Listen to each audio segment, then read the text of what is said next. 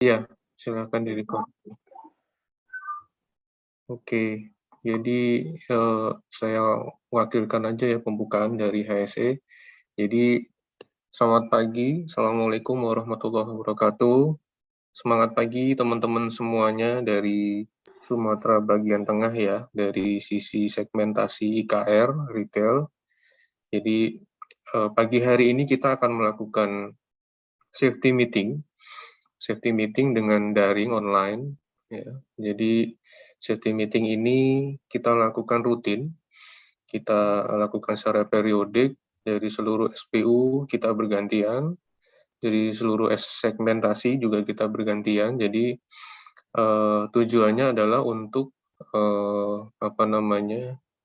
berdiskusi, melakukan update kendala atau progres apa saja yang mungkin bisa kita kupas ya, kita koordinasikan apa saja yang ditemukan kendala-kendala atau mungkin improvisasi mungkin dari teman-teman SBU juga yang mungkin bisa jadi masukan buat kita atau yang bisa membangun ya HSE jauh lebih baik lagi. Paling ini pembukaan dari saya untuk di tanggal 8 Februari tahun 2022. Kita mungkin bisa mulai safety meeting ini dari HSE. Kami persilakan dari perwakilan dari Sumatera bagian tengah, Uda Harmen atau Uda Ridwan, mungkin bisa dibuka untuk dari sisi perwakilan dari SBU. Silakan Uda, terima kasih. Oke, terima kasih Mas Rangga. Terima kasih teman-teman semua. Nah, ini kan kita hari ini pembahasannya terkait dengan HSE atau ini K3 ya Mas Rangga ya. Iya, betul udah. Iya, dalam melakukan pekerjaan mungkin untuk lebih detailnya karena dalam proses pekerjaan ini yang banyak kan ada KP, ada dari SPT retail dan dari aktivasi. Nah, terkait dengan aktivasi retail ini kan kita adanya di masing-masing KP ya. Nah, mungkin nanti bisa Bang Ridwan mungkin bisa disampaikan Bang terkait dengan K3 di tempat kita Bang gitu.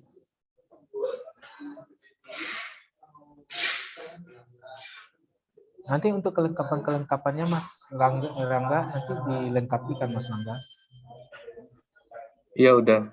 Jadi nanti paling ada sedikit pemaparan materi dari kami. Terus kita sedikit setengahnya sosialisasi juga ya. Terus diakhiri dengan diskusi udah. Diskusi dua arah antara. Ya, mungkin bisa mulai dari Mas Rangga dulu, Mas, terkait dengan sosialisasi. Nanti kita baru diskusi. Itu ya, Bang Ridwan.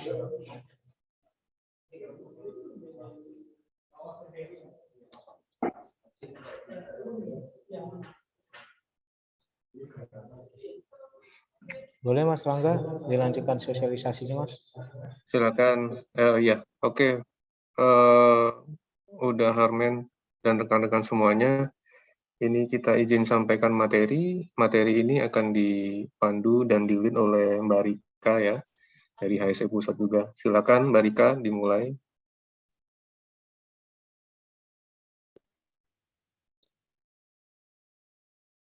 Baik, terima kasih Pak Rangga dan Pak Harmen atas pembukaannya.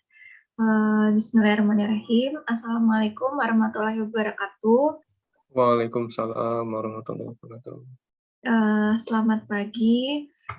Sebelumnya terima kasih karena sudah hadir di safety meeting HSE pada pagi hari ini. Jadi langsung saja saya sedikit membawakan materi mengenai awareness K3 yang mungkin kita lebih kurangnya sudah pernah melihat materi ini. Untuk materi bisa di-download di drive yang sudah saya share di kolom chat, terus juga daftar hadirnya mohon diisi. Nah, apakah sudah terlihat share screen saya? Mereka. Ya, Mbak.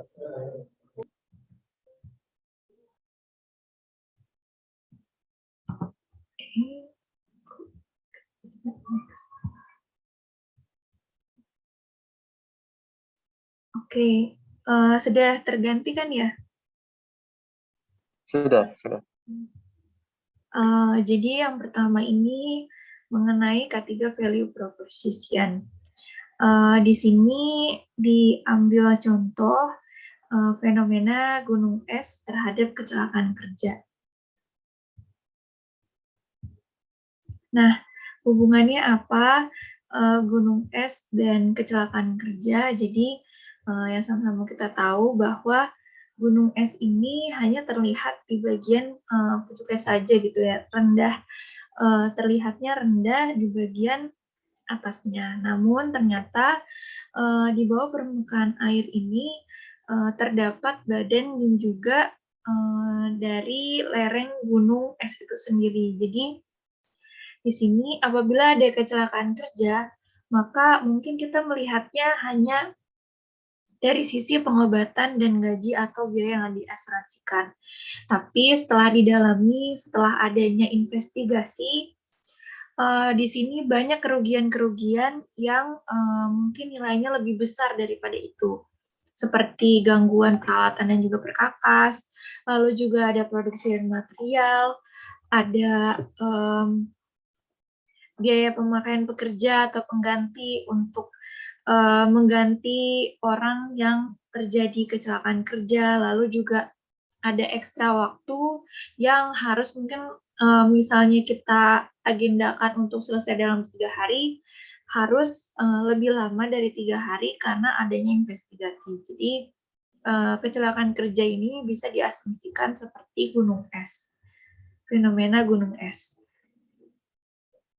Nah, lalu ini ada table of content pada hari ini. Ini referensinya, mungkin bisa dibaca. Nah, masuk kepada landasan kerja dan latar belakang. Nah, landasan kerja dari HSE sendiri didasarkan pada undang-undang maupun peraturan pemerintah yang ada. Di sini juga masuk ke dalam KPI dari PT Indonesia Comnet Plus, dan juga adanya tujuan dan sasaran ketiga di PT Indonesia Comnet Plus.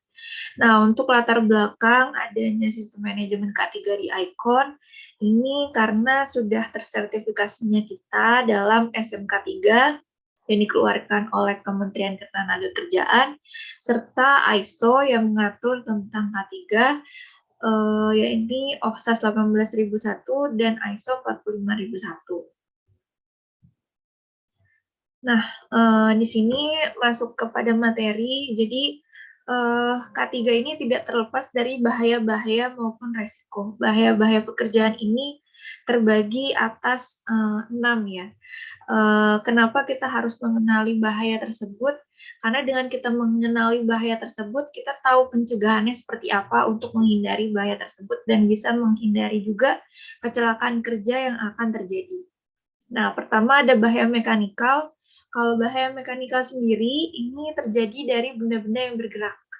Misalnya dari perkakas yang kita gunakan, lalu juga benda-benda lainnya yang mungkin bisa membahayakan diri kita. Lalu ada bahaya psikososial. Nah, ini biasanya terjadi karena kurang baiknya hubungan antara misalnya pekerja dengan atasan, lalu juga bisa dengan rekan kerja dan rekan kerja, maupun misalnya teman-teman yang ada di lapangan ini bertemu misalnya dengan kelompok masyarakat. Nah, di situ biasanya ada yang mengancam dari sisi pekerjaan masuk pada bahaya psikososial. Selanjutnya ada bahaya fisik. Kalau bahaya fisik ini seperti kebisingan, lalu juga ada cahaya atau lampu yang ada di tempat kerja, lalu juga dari bahaya-bahaya fisik lainnya. Terus ada bahaya kimia. Bahaya kimia ini berasal dari bahan berbahaya dan beracun. bahaya ergonomi. Kalau bahaya ergonomi ini dari sistem pekerjaan atau struktur atau posisi tubuh atau posisi para pekerja yang tidak sesuai dengan prinsip-prinsip ergonomi. Selanjutnya ada bahaya biologi. Nah, ini biasanya dari makhluk hidup seperti serangga, hewan, virus maupun bakteri. Nah, di sini ada bahaya identifikasi bahaya listrik dan juga pencegahannya. Kalau dari pekerjaan Icon sendiri, mitra kebanyakan pasti menjumpai pekerjaan-pekerjaan di tiang listrik milik aset PLN ya. Ada yang menemui tegangan menengah, ada yang menemui tegangan rendah di sutet maupun trafo gitu ya. Nah, di sini ada identifikasi bahayanya mulai dari tiang listrik. Kalau tegangan menengah ini saluran yang memang tidak bisa terkena benda, apalagi tubuh manusia. Jadi, kalau diukur dari jarak amannya, ini 220 cm ke tempat pekerjaan kita. Lalu juga ada tegangan rendah. Kalau tegangan rendah ini 100 cm jarak amannya ke tempat kita bekerja. Nah, kalau nomor 4 ini merupakan saluran udara kabel telekomunikasi. Nah, biasanya ini menjadi tempat kerja dari para rekan-rekan sekalian. Nah, kondisi aman dalam bekerja ketinggian. Nah, karena bekerja di tiang listrik, nah ini pastinya ada bahaya-bahaya ketinggian. Apa saja yang harus diperhatikan? Yang pertama, diusahakan kita menggunakan tangga fiber. Mungkin banyak teman-teman yang masih menggunakan teleskopik karena membawanya cukup sulit ya ketika menggunakan kendaraan motor. Nah, ini masih diperbolehkan. Lalu juga pastikan tiang yang dipanjat ini tidak dalam keadaan basah atau apabila setelah hujan. Nah, ini pastikan tiang ini yang penting tidak bertegangan. Seperti itu. Terus juga peralatan-peralatan yang dipakai sesuai dengan standar, pastikan APD-nya lengkap, dan merapikan alat pekerjaan setelah selesai bekerja. Nah, di sini ada penyakit akibat kerja, ada gangguan otot, infeksi, kerusakan saraf otak, kelainan pendengaran, penyakit mata, maupun penyakit kulit. Kalau penyakit kulit sendiri, nah ini biasanya teman-teman yang mungkin masih terbiasa untuk menggunakan pakaian lengan pendek ya, apalagi di sini pekerjaannya di lapangan terkena sinar matahari langsung. Nah, ini juga tidak baik untuk kesehatan pekerja. Lalu juga ada budaya 5R. Nah, 5R ini ada ringkas, rapi, resik, rawat, dan juga rajin. Selanjutnya ada pencegahan dari bahaya tersebut. Ini hierarki paling terakhir kalau di HSE, seperti pilihan terakhir agar kita terhindar dari kecelakaan kerja, yakni alat pelindung diri. Nah, ini ada mungkin videonya agar lebih mudah dipahami.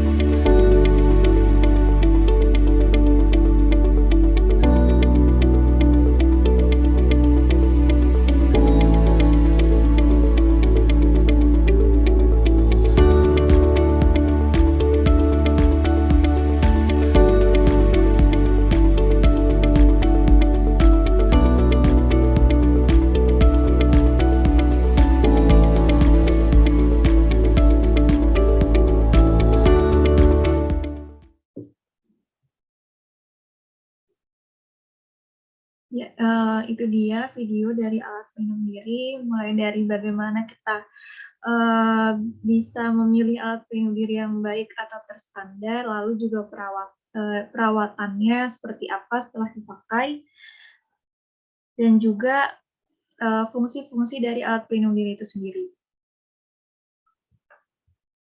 Baik, selanjutnya masuk kepada job safety analysis. Nah, job safety analysis merupakan identifikasi bahaya atau dokumen dari biasanya mitra membuat job safety analysis ini untuk mengetahui apa saja langkah-langkah pekerjaan maupun bahaya dan pencegahannya. Di sini ada tujuan job safety analysis. Nah, ini ada contoh form job safety analysis dari PT Icon. Biasanya ada pekerjaan, nama pekerjaannya, lalu ada pelaksana, serta lokasinya pada hari tersebut. Nah, di sini dijabarkan, misalnya hari ini ada penarikan kabel. Nah, di penarikan kabel itu, tahapan pekerjaannya apa? Misalnya pertama, menyiapkan alat-alat kerja, lalu potensinya apa, dan pengendaliannya apa. Lalu juga misalnya dimulai menarik kabel, nah ini potensi bahaya di sekitarnya apa, misalnya ada keramaian lalu lintas karena di pinggir jalan raya, lalu juga bisa terjatuh dari ketinggian, maupun karena menariknya misalnya tidak baik dan benar, ini menyebabkan adanya cedera pada tangan. Lalu ada work permit. Kalau work permit sendiri, ini juga salah satu dokumen K3. Working permit ini atau izin kerja merupakan suatu dokumen yang dikeluarkan dari PT Icon maupun dari PLN setempat ini untuk sebagai dokumen legalisasi teman-teman dalam melakukan pekerjaan. Nah, ini ada contoh form dari working permit PT Icon. Di sini sudah ada bahaya, lalu juga tindakan pencegahannya apa dari bahaya tersebut, serta alat pelindung diri yang kita pakai saat bekerja apa. Nah, lalu ini ada fire safety protection. Pertama ini ada penggunaan APAR ya, alat pemadam api ringan. Nah, kalau APAR sendiri ini digunakan ketika memang ada muncul api yang sekiranya bisa membahayakan teman-teman. Nah, makanya apabila mungkin pekerjaannya ada di suatu gedung atau di suatu tempat yang memang menyediakan APAR, kita sebagai pekerja harus identifikasi di mana letak APAR tersebut memang apabila nantinya terjadi bahaya-bahaya untuk percikan api. Nah, ini ada fire accident in time frame. Jadi kalau misalnya memang adanya api gitu ya, masih cenderung kecil, mungkin kalau di bangunan ini ada fire sprinkler, ini mungkin bisa dibuka, diaktifkan fire sprinklernya. Lalu tapi kalau misalnya sudah tidak bisa menggunakan fire sprinkler maupun APAR, ini sudah menjadi ranah dari pemadam kebakaran gitu ya, atau kita hubungi 911 untuk penanganan lebih lanjut. Nah, ini ada sprinkler. Nah, di sini ada ergonomi atau ilmu yang mempelajari tentang bagaimana sistem bekerja agar nyaman, efisiensi, dan juga efektif. Pada intinya kita harus menyesuaikan tubuh kita dengan lingkungan kerja kita sendiri. Jadi tidak bisa asal-asalan yang nantinya malah mempengaruhi dari kesehatan pekerja itu sendiri. Nah, lalu masuk pada fase sistem manajemen K3. Nah, sistem manajemen K3 ini terbagi atas 3, perencanaan, pelaksanaan, dan juga pengawasan. Nah, K3 ini bersifat preventive action ya, atau tindakan-tindakan pencegahan. Jadi kalau dalam K3 ini tidak ada tindakan perbaikan, makanya kita selalu memberitahukan bahwa K3 ini memang apa saja sih pencegahannya sebelum terjadi kecelakaan kerja. Nah, salah satunya adalah kegiatan sebelum bekerja, yakni safety briefing. Nah, safety briefing ini menginformasikan bahaya-bahaya yang ada di pekerjaan. Biasanya teman-teman ini melakukan pastinya sudah setiap harinya sebelum bekerja ada briefing, sudah diwajibkan. Nah, mungkin bisa dilihat lagi, lebih dieksplor lagi apa saja sih materi dalam safety briefing seharusnya gitu. Kalau kebanyakan yang saya lihat, teman-teman masih hanya berdoa, lalu yel-yel, dan juga memberitahukan hari ini progresnya apa gitu. Belum menjelaskan mengenai detail pekerjaan yang akan dilaksanakan pada hari tersebut. Lalu juga belum banyak yang mengecek kelayakan dari tools maupun APD dari pekerjaan. Dan materi-materi K3 lainnya belum disampaikan saat safety briefing. Jadi diharapkan ke depannya safety briefing bisa memasukkan poin-poin yang ada di nomor 2 ini sebagai langkah pencegahan kita. Memang biar pekerja ini aware atas bahaya-bahaya di lingkungan kerja dan bisa mencegah saat mungkin bahaya tersebut terjadi.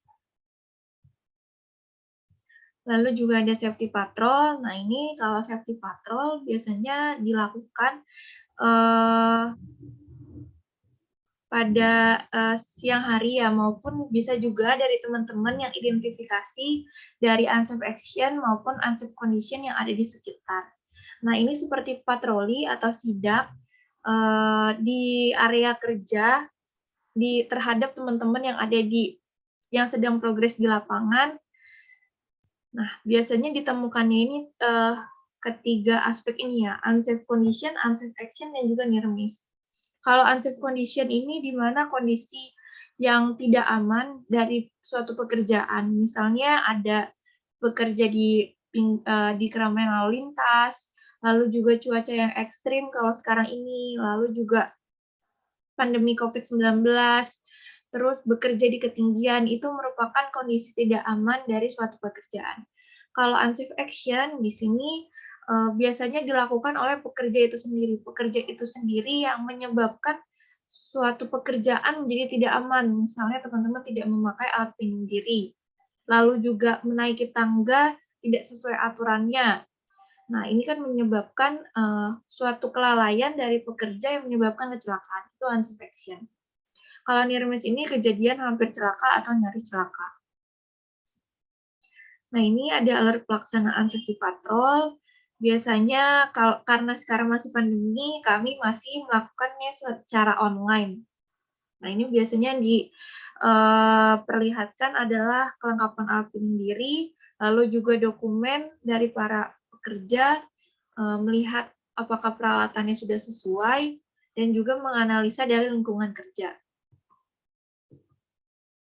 Nah, dari fase pengawasan, kita melakukan giat sosialisasi mengenai aspek-aspek K3, seperti sistem manajemennya, lalu juga aplikasi yang kita gunakan, serta memberikan evidence berupa recording yang ada di YouTube. Nah, kalau ini merupakan fase pengawasan juga. Ini adalah dashboard aplikasi dari iFast atau FSM Plus yang biasa kita reminder di grup P2K3LH. Ini adalah mobile apps yang teman-teman mungkin di lapangan pasti sudah memilikinya untuk mengupload dari evidence safety briefing, lalu juga safety patrol, open, dan close di menu HSE. Nah, ini mungkin ada sedikit temuan dari evidence dan foto dari beberapa teman-teman yang kurang sesuai gitu ya. Sini sih kita giatkan terus agar evidence yang di-upload di menu FSM atau iFast ini sesuai dengan apa yang ada di lapangan. Kalau memang teman-teman sudah melakukan safety briefing secara rutin, upload safety briefing berupa foto maupun videonya memang yang sesuai gitu. Foto teman-teman sedang melakukan safety briefing. Apabila menemukan suatu unsafe action maupun unsafe condition yang ada di lapangan, uploadlah sesuai juga yang teman-teman lihat. Misalnya ada unsafe condition untuk tersengat listrik. Nah, fotonya ini bisa tiang TM atau tiang TR yang di-upload di aplikasi seperti itu. Nah, terakhir ini ada video aktivasi retail pada saat kondisi hujan ringan yang sesuai dengan aspek K3.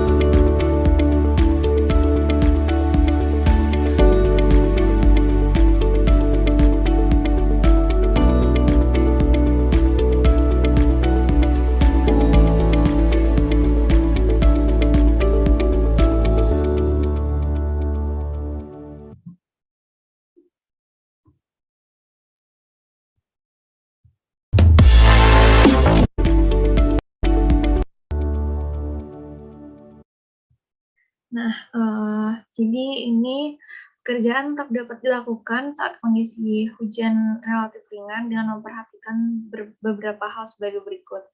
Jadi pertama, dipastikan tiang dan area sekitarnya memang tidak bertegangan. Lalu juga pastikan jarak aman pekerja dengan saluran udara tegangan rendah maupun tegangan menengah.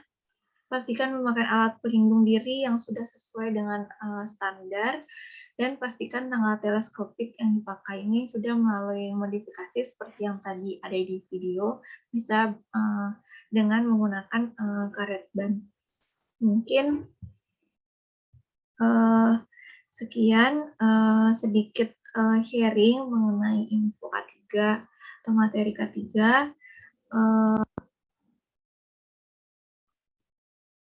Saya kembalikan pada Pak Rangga untuk sesi diskusi ya Pak.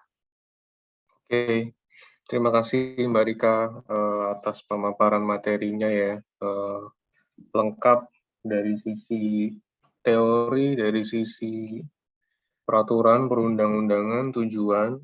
Tadi juga sempat disampaikan beberapa materi inti dari value proposition mengenai fenomena gunung es. Jadi yang kita ketahui itu hanya yang di permukaan saja kan gitu ya. Padahal di bawahnya itu banyak dampak-dampak atau kerugian-kerugian lain yang timbul dari sisi yang namanya kecelakaan kerja. Terus tadi juga sudah disampaikan oleh Mbak Rika untuk penyakit akibat kerja, terus kemudian dampak-dampaknya ya, efek-efeknya dari biologi, dari psikologi, terus dari chemical, yaitu ada B3 yang bahan berbahaya, dangerous good gitu ya. Terus kemudian ada video-video untuk standarisasi K3 dan bagaimana pelaksanaan K3 dari retail itu sendiri di di segmen retail, yaitu biasanya ada di tiang TR tegangan rendah maupun sampai dengan ke tiang TM. Terus kita masih di jam 11 kurang 5 menit ya. Mungkin ada sesi kita langsung masuk ke sesi diskusi saja. Diskusi tanya jawab. Jadi mungkin ada feedback dari teman-teman atau masukan atau kendala dari rekan-rekan mitra, khususnya dari rekan mitra IKR retail yang ada di Sumatera bagian tengah.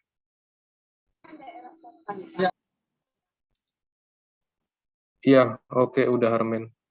Silakan rekan-rekan mitra semuanya, kita santai saja, tapi kita bisa diskusi dua arah ya. Jadi saling memberi masukan dan saling update bagaimana kendala atau mungkin masukan apa yang bisa kita dapat supaya untuk HSE kita jauh lebih baik lagi. Silakan teman-teman mitra.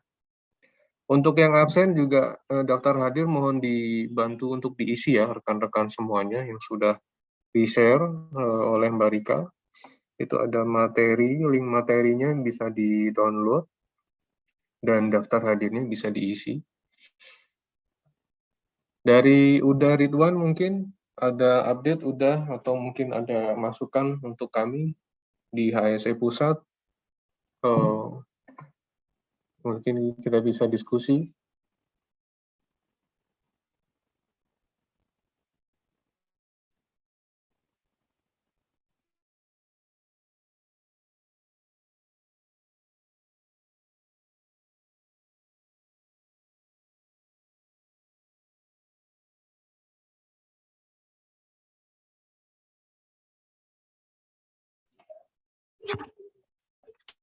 Mungkin teman-teman IKR ada diskusi dengan Mas Rangga ya. Kendala-kendala di lapangan, silakan.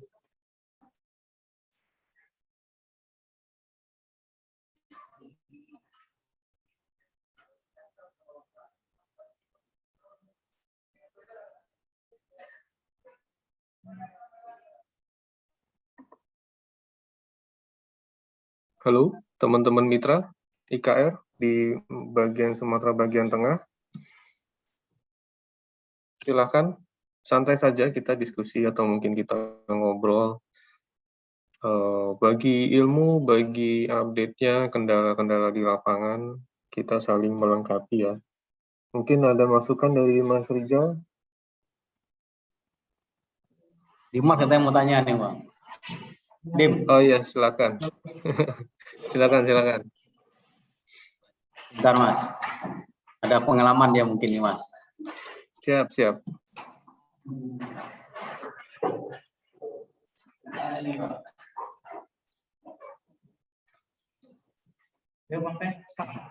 Ini Dim.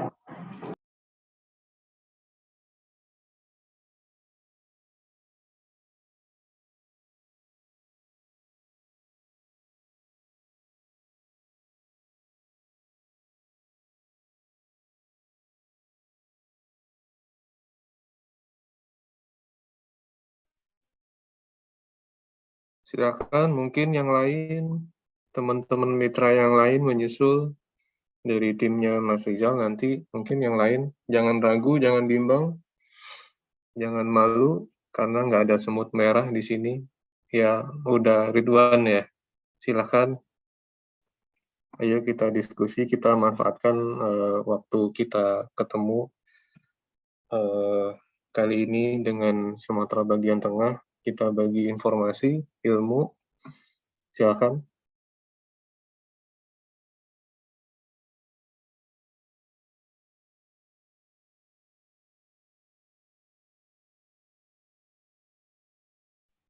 Kalau nggak ada yang nanya, saya yang tanya ya.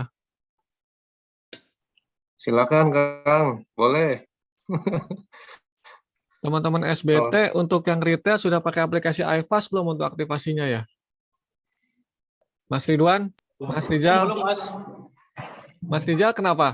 Ada kendala nggak iFast-nya? Oh, bukan ini ya. Waktu itu awal-awal kita coba iFast ada masalah di reservasi. Nah, kemudian makanya nggak kita pakai. Terus juga mitra kita di sini kalau HP itu dia nggak mau juga kita itu dari pusat katanya. Jadi kita pun mengeraskan untuk pemakaian iFast itu belum bisa juga, Mas, karena memang lead-nya mereka itu ada di pusat. Kemudian juga ada proses di iFast. Kalau kita kan belum ada pakai mitra individu, Mas. Jadi semuanya korporat semua. Nah, itu sih yang jadi kendalanya kita. Jadi kayak di HP sendiri mereka pengennya tim itu di bawah mereka, bukan under kita. Kalau di iFast itu kan kita menyentuh langsung sampai ke tim, makanya itu belum jadi. Tapi kalau udah mitra individu nanti sesuai fungsinya iFast, kita pasti akan jalankan iFast, Mas. Oh, siap. Ya, untuk informasi saja, Mas Rizal dan rekan-rekan semua, iFast ini bisa dipakai juga untuk mitra dashboard. Bisa juga dia pakai untuk mitra KHS, itu bisa. Perbedaannya kan nanti tidak rupiah yang muncul kan tidak akan muncul di dalam mitra-mitra dashboard atau KHS. Betul. Perbedaannya kan tapi itu langsung ke tim kan, langsung ke tim berarti ya? Ya, ini langsung ke tim. Ya, kita dashboard KR kita memang saat ini sifatnya memang bukan ke aktivasi sih, Mas. Kita berdayakan untuk ke gangguan biasanya, Mas. Oh, kalau yang mitra retailnya, dashboard nggak? Sama. Jadi dashboard itu kita alihkan untuk fungsi yang lain sih di sini sih, Mas. Maksudnya untuk yang scope retail pakai mitra dashboard juga ya? Yang HP dashboard ya? Mas ada yang mau nanya nih.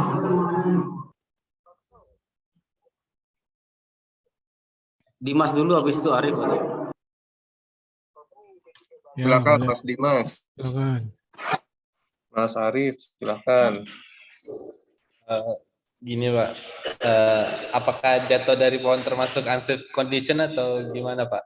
Karena kan kemarin proses gangguannya kan kabelnya melewati pohon tuh, jadi harus naik ke atas pohon Pak, gitu Pak.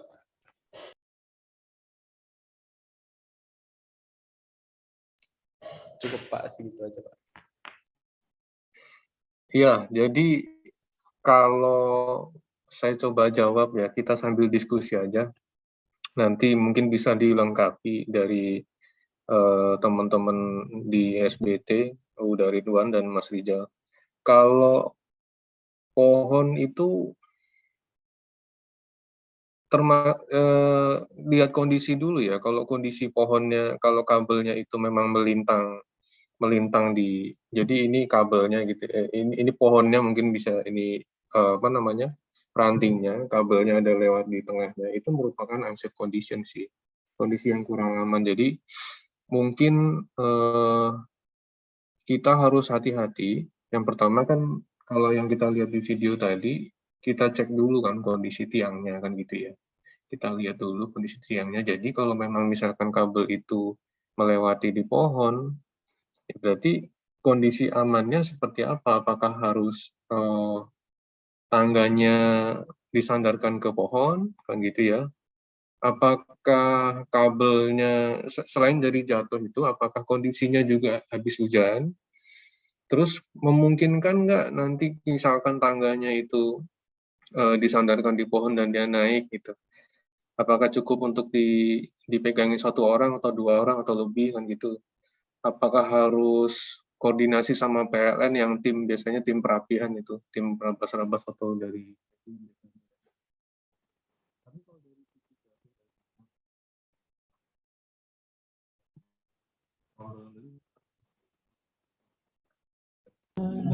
Hilang suara Mas Rangga. ya?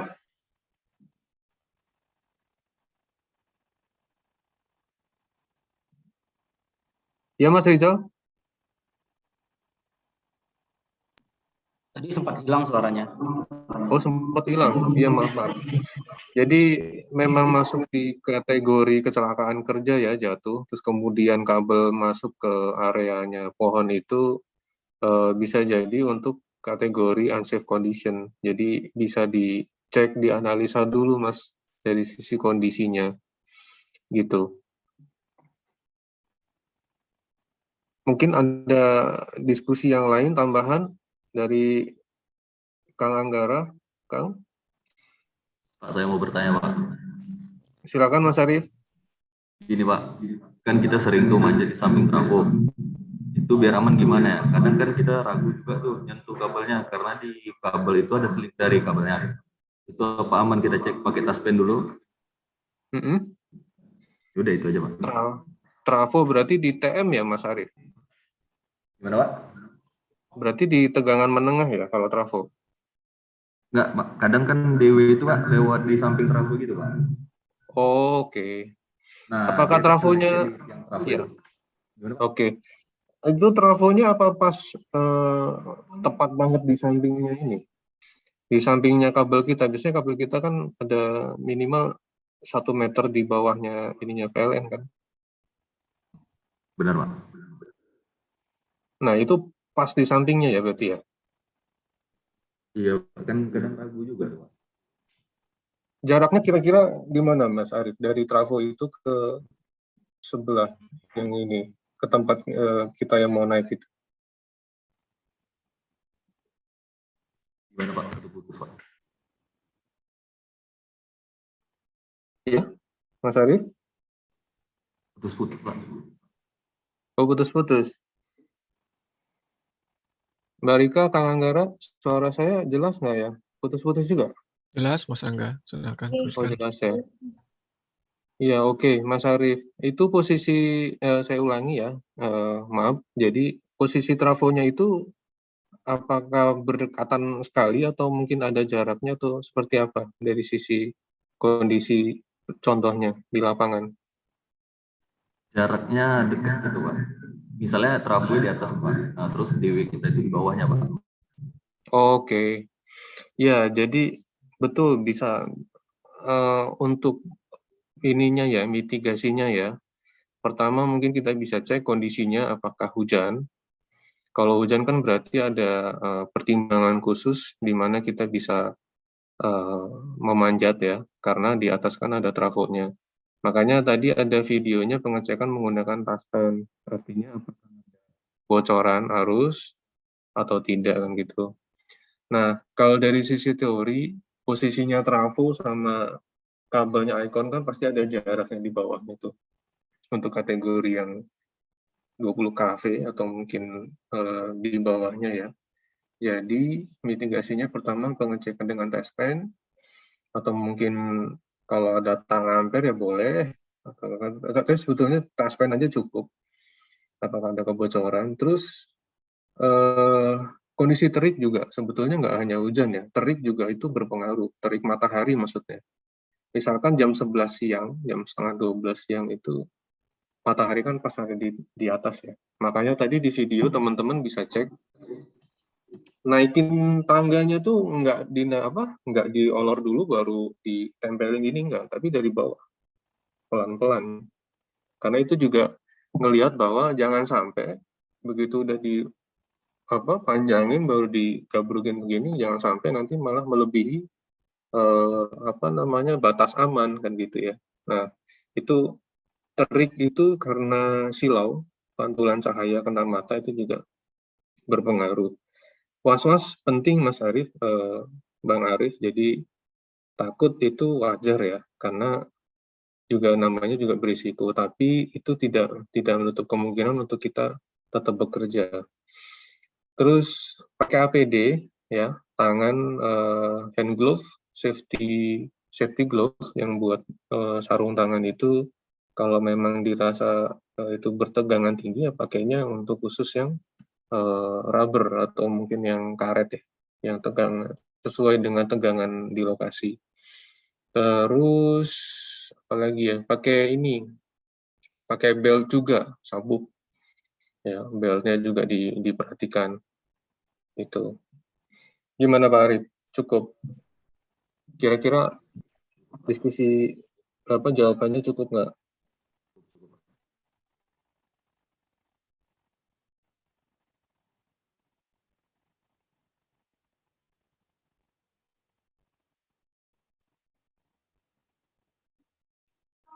Halo Bang Arif. Cukup Pak.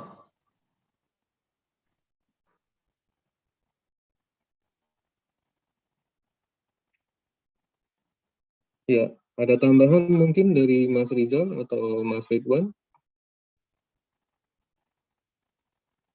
Cukup Mas kalau dari kami Mas. Iya.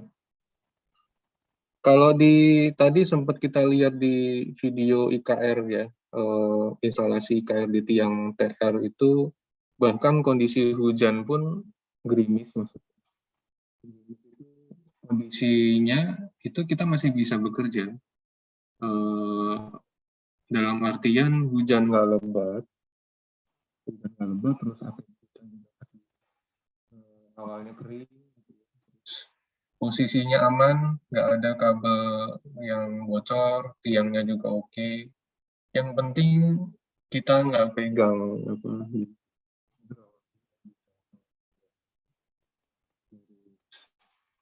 safety belt dipakai, betul-betul kita nyaman penggunaannya itu. Bisa menggantung, bisa nyaman.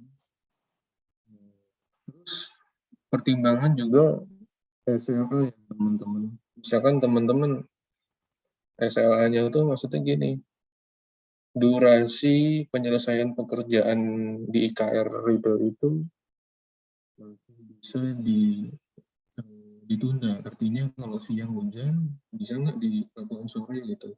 Kalau misalkan memang penyelesaiannya masih bersisa 4 hari atau 5 hari, itu mungkin masih bisa pertimbangan mitigasi risiko. Tapi kalau memang hari juga harus selesai, ya teman-teman harus lebih hati-hati, waspada, melihat aspek-aspek sama pelindung diri yang tadi, gitu.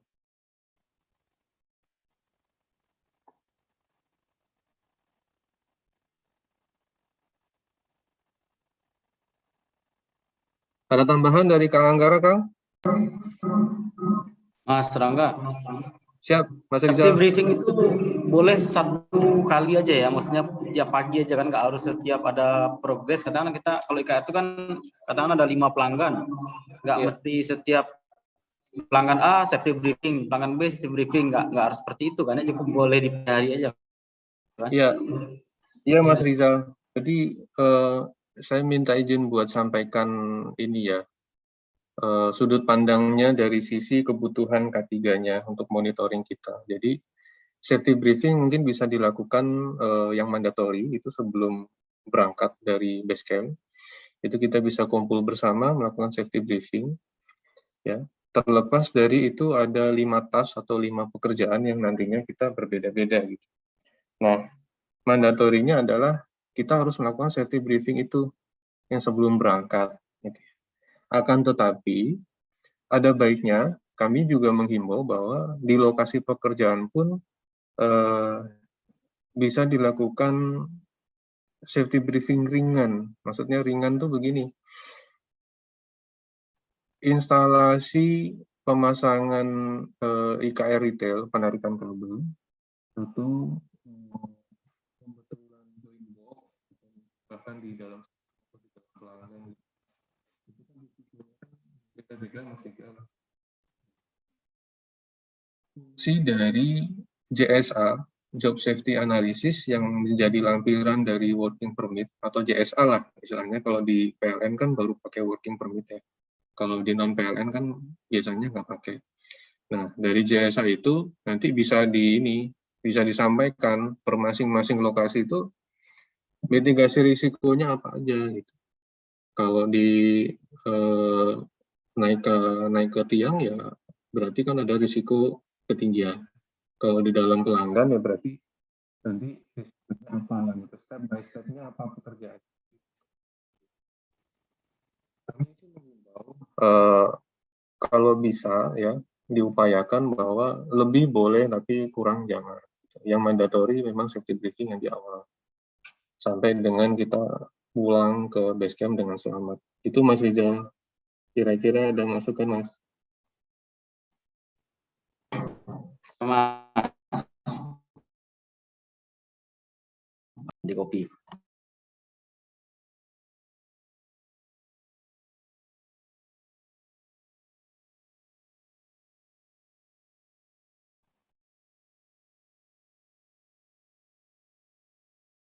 Baik, ada tanggapan lagi dari rekan-rekan yang lain?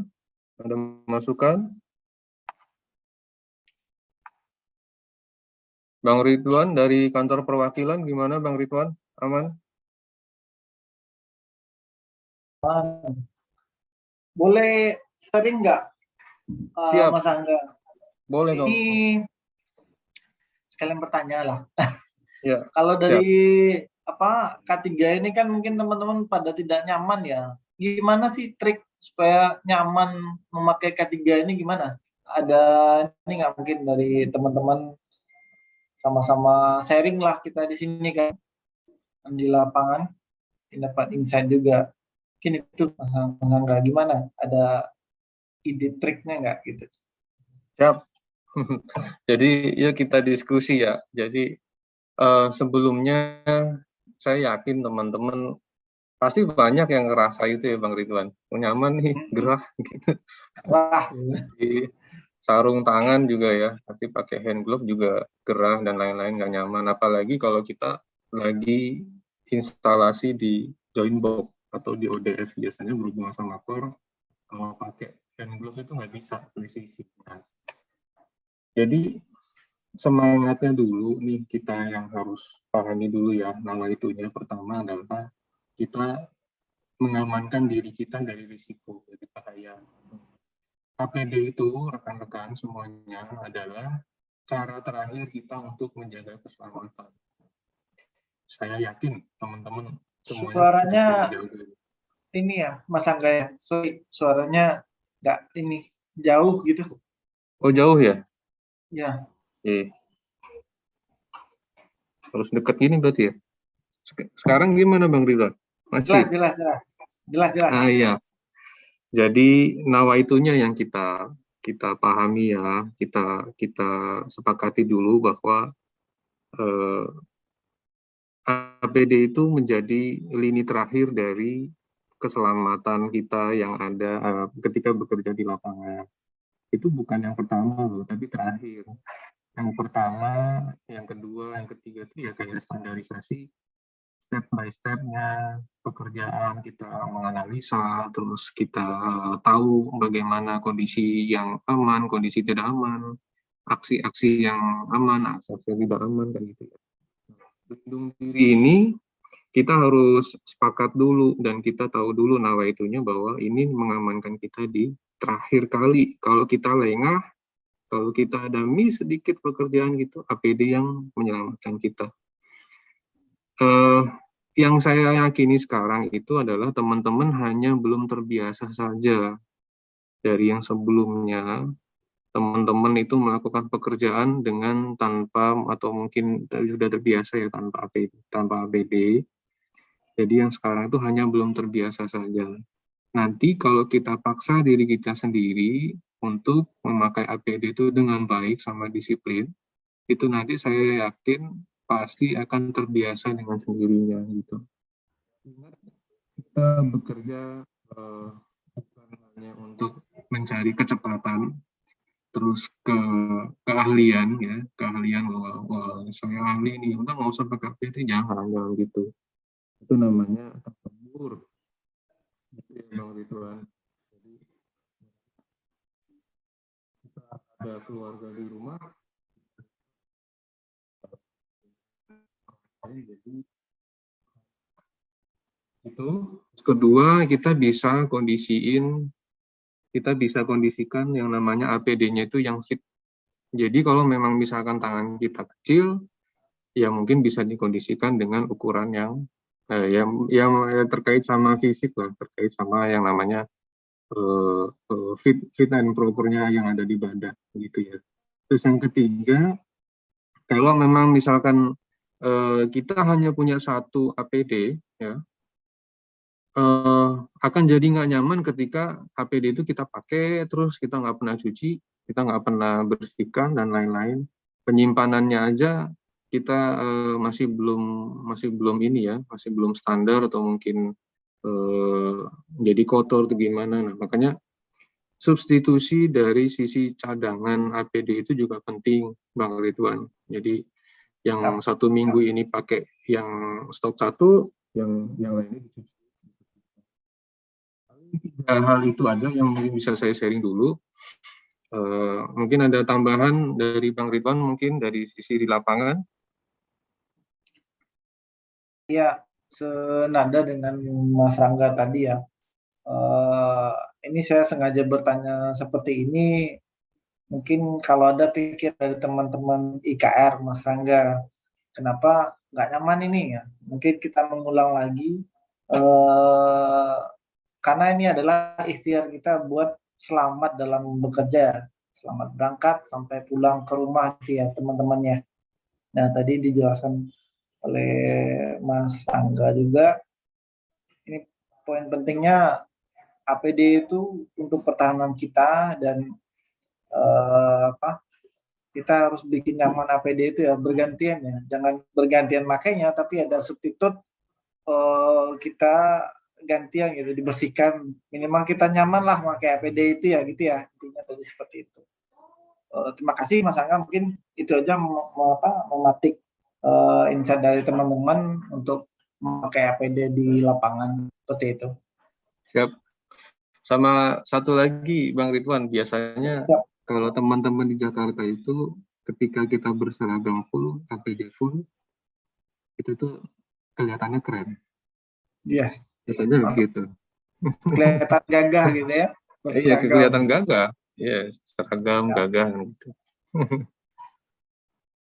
Thank you Bang Ridwan, terima kasih masukannya dan diskusinya. Silakan kalau ada yang lain rekan-rekan masukan untuk kami, saran buat kami catat ya, bisa kami masukkan lagi. Mudah-mudahan nanti hasil kita semua jauh lebih baik lagi. Silakan.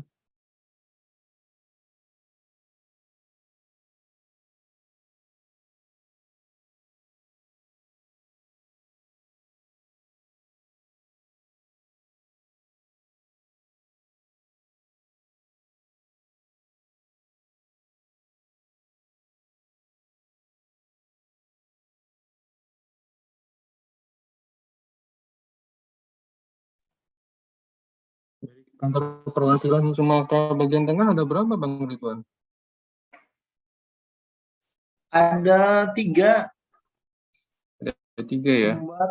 Sumario sama Kepri. Ini ada teman-teman dari Riau juga di sini saya lihat ya. Sama di Kepri. Monggo teman tanya.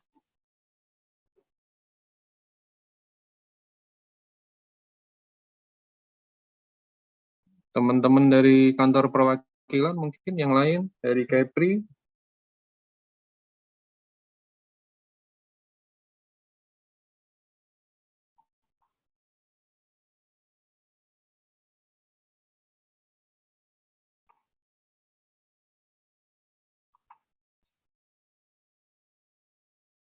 Oke, Mbak Rika tadi ada yang mau di-sharing mungkin? Iya Pak, mengenai hierarki kontrol ya tadi. Oke, ada hierarki kontrol yang mau disampaikan ya rekan-rekan semuanya. Silakan Mbak Rika. Oke. Kalau dari pertanyaan yang tadi, yang pertama ya dari pohon merupakan unsafe condition atau bukan gitu. Nah, Ini ada nggak kelihatan, Mbak Rika? Ada blok kotak hitam. blok kotak itu. Udah kelihatan, Pak. Mas Rangga, nah udah kelihatan sekarang. Silakan.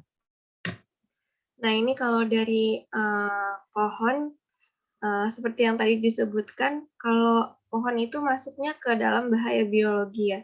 Masuk ke dalam salah satu bahaya yang kita jumpai di lingkungan kerja kita gitu.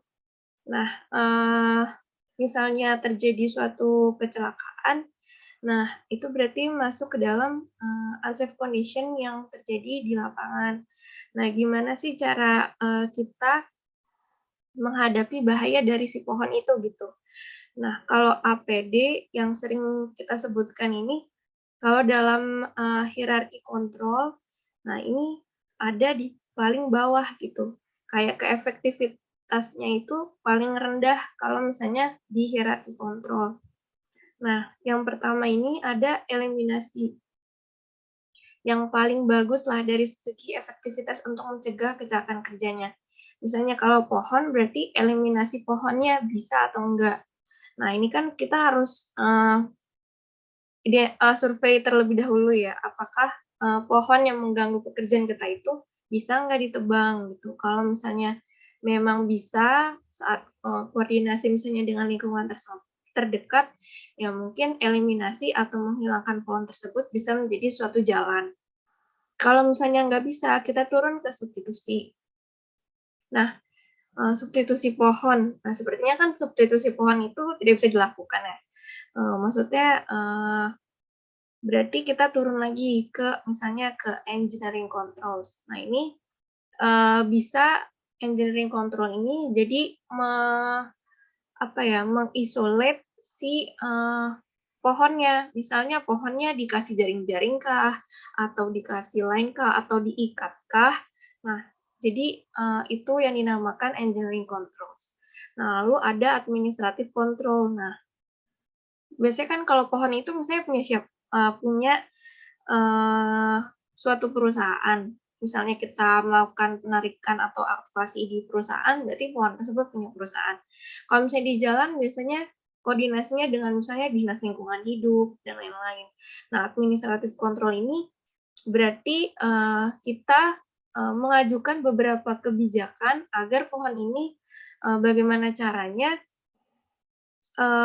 kita bisa melakukan pekerjaan di suatu pohon tersebut gitu. Jadi kita mengajukan misalnya beberapa dokumen pengajuan agar pohon tersebut misalnya dirapikan atau bagaimana ke pihak-pihak terkait. Nah, itu administratif kontrol. Nah, terakhir ini pilihan benar-benar terakhir dari pekerjaan ya, yang teman-teman ini mungkin dari segi APD aja sudah tidak nyaman gitu. Nah, ini sebenarnya di K3 ini tuh pilihan terakhir. Kalau misalnya mau mengurangi kecelakaan kerja, itu APD itu pilihan terakhir, kayak efektivitasnya benar-benar paling rendah. Nah, ini adalah PPE atau kita biasa tuh sebut alat pelindung diri. Nah, mungkin tadi juga menyambung ke bagaimana cara bekerja aman di trafo ya.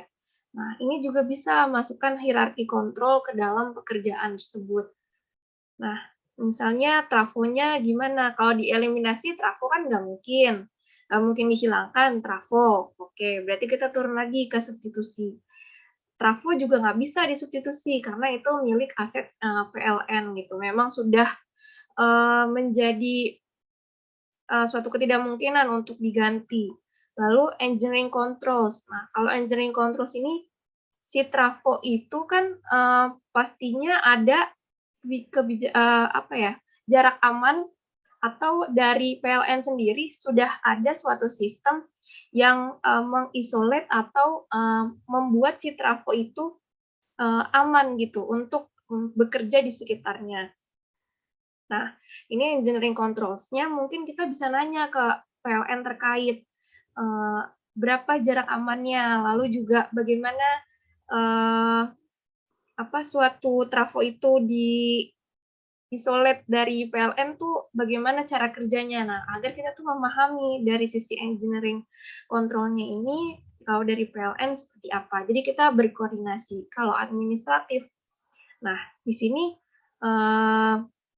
kita dengan PLN yang punya aset trafo tersebut, kita harus mengajukan working permit ya. Kalau kita biasanya itu working permit sebelum bekerja, nah itu sebagai administratif kontrol kita saat bekerja. Nah, terakhir, pelindung diri ini yang harus kita benar-benar pakai dari sarung tangan anti listrik, lalu juga safety shoes, terus dari helmnya, terus juga kalau tadi mungkin teman-teman lihat di tiang listrik itu masih diperbolehkan untuk tangga teleskopik, tapi biasanya kalau ketinggiannya itu udah lebih dari 1,8 meter atau memang relatif tinggi gitu ya dari segi pekerjaannya, nah ini kita memang harus memakai full body harness, bukan safety belt tadi.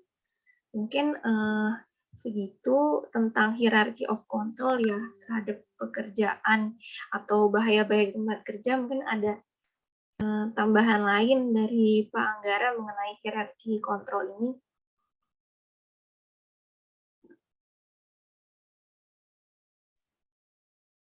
Baik, makasih Mbak Rika. Itu sudah cukup menjelaskan detail sekali. Jadi secara teori sudah dijelaskan bagaimana kita mengidentifikasi sebuah resiko, teman-teman semua. Tapi pada dasarnya, teman-teman semua di lapangan yang pasti akan lebih tahu resiko apa yang akan dihadapi dan terlihat di depan kita. Message dari saya yang paling penting adalah jika rekan-rekan semua merasakan adanya unsafe condition yang dapat membahayakan pekerjaan rekan-rekan semua, mohon diberhentikan sementara waktu, diidentifikasi, dilakukan pengecekan, dievaluasi, jika dirasa aman silakan melanjutkan pekerjaannya. Ada beberapa pertanyaan bahwa ada gardu listrik, ada trafo gitu ya, lalu ada tegangan menengah, tegangan rendah. Pada poinnya adalah rekan-rekan semua kan pasti bekerja di area tenaga listrik. Bukan di arus tenaga listrik kan, bukan berhubungan dengan arus tenaga listrik, tetapi bekerja di area ketenaga listrikan. Maka dari itu kita pasti akan berinteraksi dengan aset-aset yang berada di arus ketenaga listrikan. Jangan pasti coba-coba untuk menyentuh arus tenaga listrik, tetapi kemungkinan ada arus ketenaga listrikan di aset-aset yang sedang kita gunakan. Salah satunya tiang listrik, baik tegangan rendah maupun tegangan menengah. Jarak aman pasti tadi sudah dijelaskan oleh Mbak Rika dan Mas Rangga. Bagaimana jarak aman? Melakukan pengecekan sebelum melakukan pekerjaan atau aktivasi, menaiki tangga, dan lain sebagainya sudah pasti dijelaskan. Itu adalah langkah preventif. Memang kemungkinan kecil, termasuk manajemen kami saja memberikan informasi bahwa kabel listrik dipegang pun nggak apa-apa karena memang sudah ada pembalutnya. Tetapi jangan coba-coba. Maka dari itu ada yang orang bilang, aman kok kita kerjanya, orang kita di bawah arus tenaga listrik jaraknya 1 meter 50 cm untuk TR. Apalagi TR aman dipegang juga gitu. Kami beberapa kali analisa tuh ke PLN setempat, ke AP3 gitu ya, ke ULP gitu. Mereka memang orang-orang tenaga listrik, tapi jangan coba-coba untuk kita melakukan itu. Yang paling penting lihat jaga jarak aman, dan jarak aman ini teman-teman semua kalau dibayangkan memang aman kok Pak, itu pasti akan di bawah jalur tenaga listrik kan benar. Tetapi kalau kondisi-kondisi di lapangan itu berbukit, yang itu memungkinkan kita semakin dekat dengan jarak arus tenaga listrik kan, itu pun dapat memungkinkan kita terjadi sesuatu yang tidak kita inginkan. Itu saja dari saya rekan-rekan semua. Tetap waspada, tetapi juga tidak menurunkan semangat rekan-rekan semua dalam mengejar target-target pekerjaannya di retail khususnya. Terima kasih sudah hadir. Terima kasih Mbak Rika, Mas Rangga, Pak Harmen, lalu Mas Rijal, dan rekan-rekan semuanya di SW Regional. Tetap semangat. Salam sehat selalu. Assalamualaikum warahmatullahi wabarakatuh. Assalamualaikum warahmatullahi wabarakatuh. Masih. Waalaikumsalam warahmatullahi wabarakatuh. Baik. Sepertinya karena sudah menunjukkan pukul 11.35 waktu Indonesia bagian Barat, kita cukupkan saja untuk safety meeting pada hari ini. Sekali lagi terima kasih kepada retail dari Sumatera bagian tengah sudah memfasilitasi dan sudah dari mitra-mitra juga sudah menghadiri safety meeting pada hari ini. Semoga apa yang disampaikan, apa yang kita diskusikan bisa menjadi sama-sama ya kita lebih aware lagi terhadap K3, lalu juga pekerjaan kita bisa selesai, selamat, dan juga tetap sehat dari para pekerjanya semua. Saya cukupkan. Kurang lebihnya mohon maaf. Wassalamualaikum warahmatullahi wabarakatuh. Waalaikumsalam warahmatullahi wabarakatuh. Izinlah Mbak. Ya, baik.